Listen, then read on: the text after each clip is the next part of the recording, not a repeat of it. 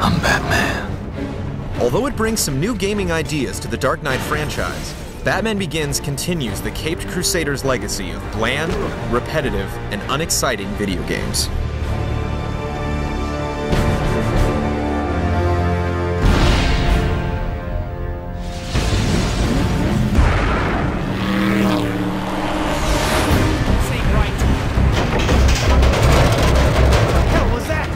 Batman Begins is the first Batman title to bring the element of fear into the gameplay.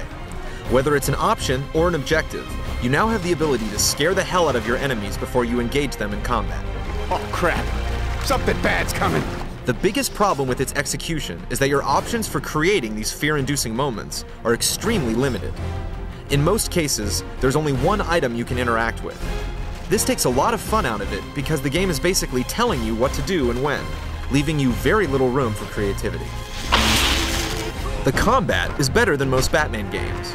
There are plenty of diverse finishing move animations, and it's relatively easy to switch between targets mid-fight and take out a swarm of enemies when you get surrounded. The game also has a Splinter Cell radar screen that tells you which enemy is armed and where they're facing, and an optic view that lets you peek through doors before you open them. Batman Begins also has 2 Batmobile racing levels that are just as linear and repetitive as the rest of the game. The racetrack arrow markers and basic objectives make these missions nowhere near as exciting as the rooftop hopping action sequence from the film.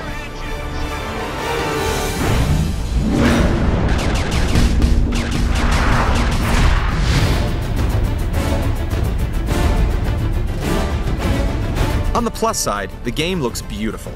The in-game character models, while not perfect, are more detailed than most movie-licensed games.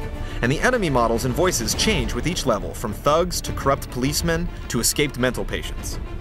The backgrounds are rich and colorful, and the lighting is crisp and clean. On the negative side, the environments are very inconsistent. You can open this door, but not that one. You can destroy these boxes, but not those.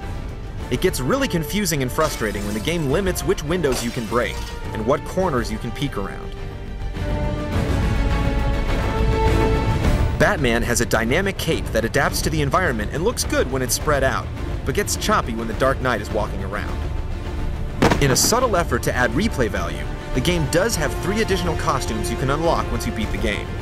These are clever, but they don't justify playing through the game again, especially since you can't select a specific level and have to start from the beginning.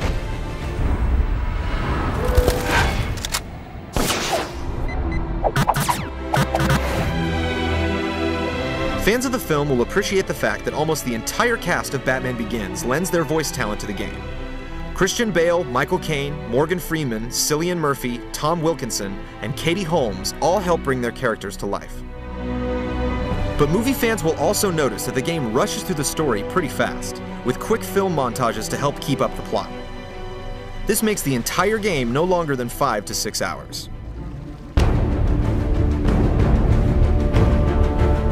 So what do you think?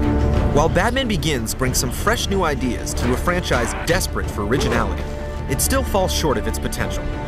It's a good-looking game, but it never gives you the freedom to truly be Batman.